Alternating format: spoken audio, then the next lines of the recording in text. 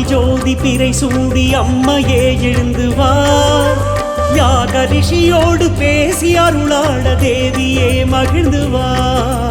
கலப்பை மூனை கொண்டு மனப்பை முழுகின்ற சிறப்பை நான் சொல்லவா மூக்க முகம் கொண்டு வார்க்கும் அருள் காட்டும் தீர்க்க சுமங்கலியே வா ஆதிவாராகி ஜோதி பிறை சூடி அம்மையே எழுந்து வா தேவியே மகிழ்ந்து வா